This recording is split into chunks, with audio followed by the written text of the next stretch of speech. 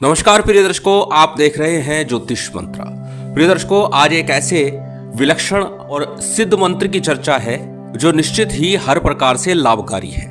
इस मंत्र को सोते जागते, उठते बैठते, चलते फिरते, किसी अन्य कार्य को करते हुए भी यदि जपते हैं तो इसका पूर्ण लाभ प्राप्त होता है।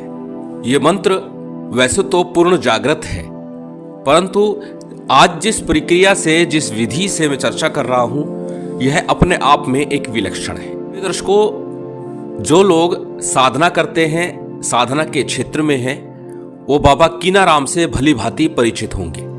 साबर मंत्रों की जब चर्चा होती है तो गुरु गोरखनाथ जी का नाम सर्वप्रथम आता है, परंतु अघोर तंत्र की बात की जाए तो बाबा कीनाराम का नाम प्रथम आता है। और उनके लिए एक बात कही जाती है कि जो ना दे सके राम वो दे दे कीनाराम, ऐसा उनका नाम है, ऐसी उनकी महिमा है।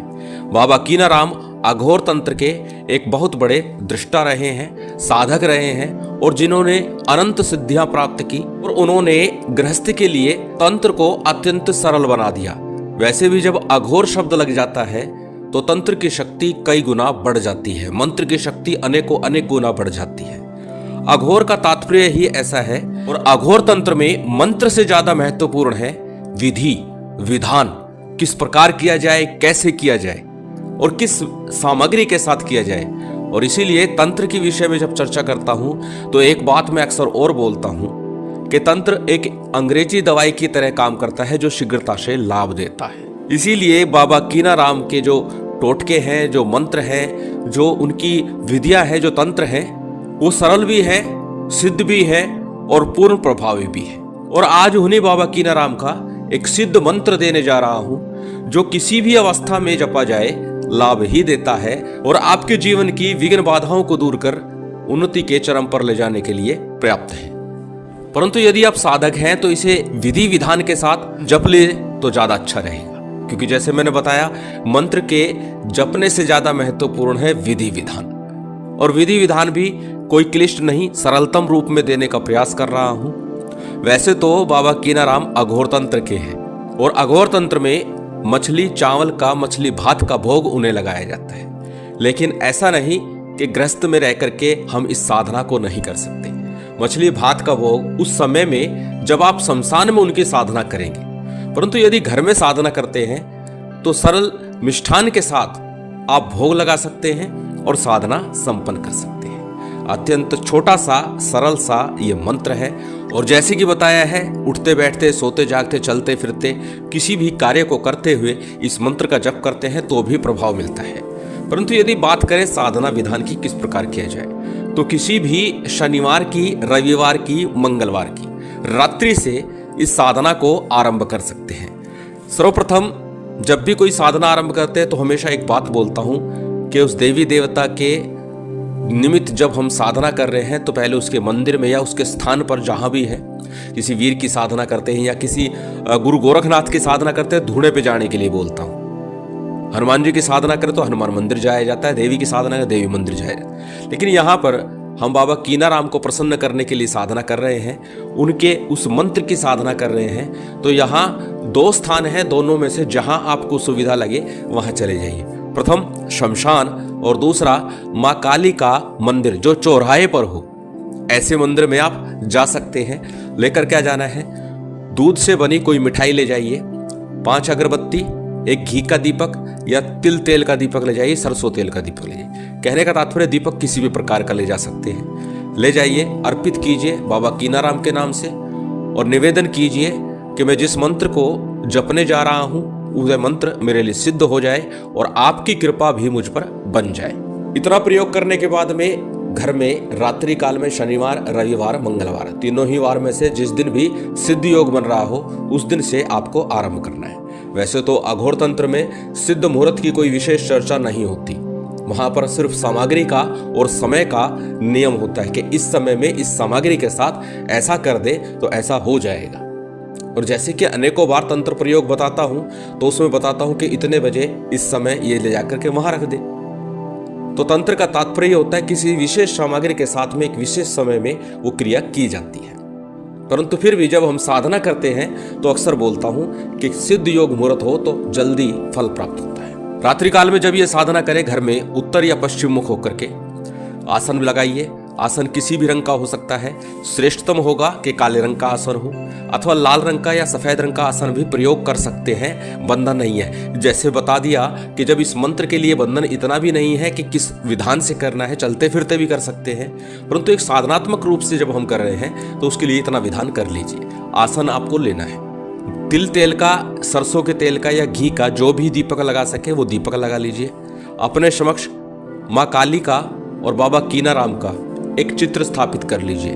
बाबा कीनाराम का चित्र इंटरनेट से आपको उपलब्ध हो जाएगा, वहां से आप लेकर के प्रिंट निकलवा करके फ्रेम करा के रख सकते हैं। सर्वप्रथम हमेशा की तरह पहले शुद्धि आचमन कीजिए, उसके बाद में संकल्प कीजिए। संकल्प में अपना नाम, अपना गोत्र, उस दिन का तिथिवार नक्षत्र बोलते हुए अपना मनोरथ बोला जाता है कि मैं किस कार्य के लिए ये मंत्र सिद्ध करना चाहता हूँ। कार्य का मनोरथ यही है कि ये मंत्र हर प्रकार से कार्य की सिद्धि करे, मेरे विघ्न बाधाओं को दूर करे और हर प्रकार की सफलता जीवन में मुझे प्राप्त हो। यही कामना रख करके इस मंत्र का विधान कर लीजिए। मंत्र भी अत्यंत छोटा सा है, मात्र 2 शब्दों का ये मंत्र है, मात्र 2 शब्द, बहुत अधिक लंबा चौड़ा मंत्र नहीं है। श्राव्र मंत्र है, अघोर तंत्र का मंत्र है और 2 ही शब्द का मंत्र है। परंतु साधना काल में कुछ नियमों का बंधन होता है, जैसे ब्रह्मचर्य का पालन करना, भूमि शयन करना, एक समय भोजन करना।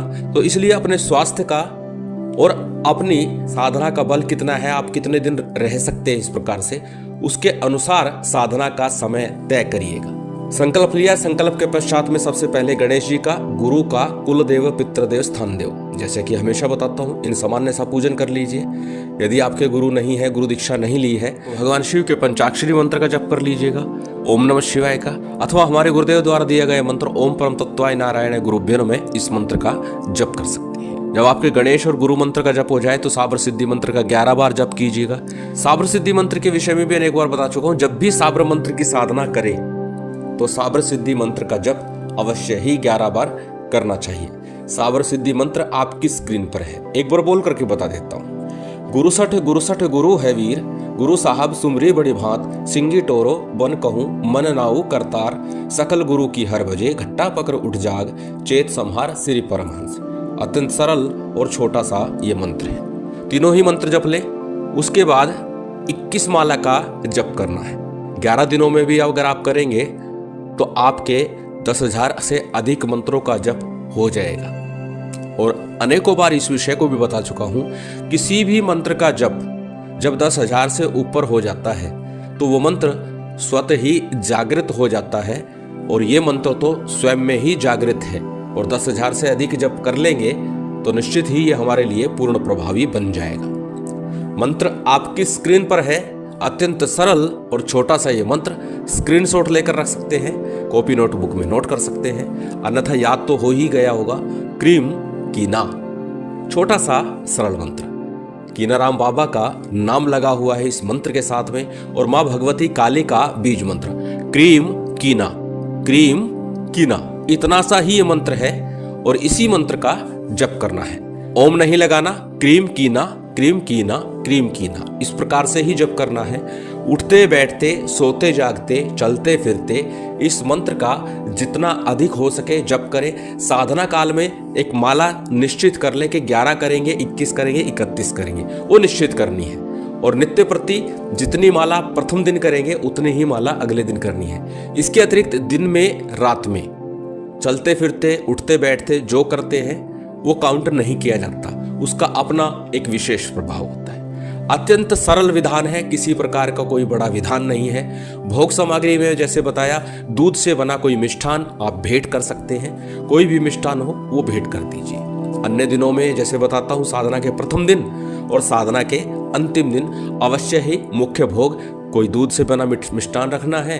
अन्य दिनों में बताशे का, मिश्री का, गुड़ का भोग लगा सकते हैं। अत्यंत सरल साधना विधान है, निश्चित ही ये लाभ देती है, करके लाभ अवश्य उठाइए। और जो साधक हैं उनको तो इस प्रकार के छोटे छोटे मंत्रों को अवश्य ही जपते रहना चाहिए। महामाई की विशेष कृपा आप सभी को प्राप्त हो, यही कामना है। और उम्मीद करता हूँ आज की ये जानकारी, ये वीडियो आपको अच्छी लगी होगी। यदि अच्छी लगी हो तो कृपया लाइक कीजिएगा, शेयर कीजिएगा। यदि चैनल पर नए हैं तो सब्सक्राइब कर बेल आइकन बटन दबा दीजिएगा। जय माता दी, जय श्री राम।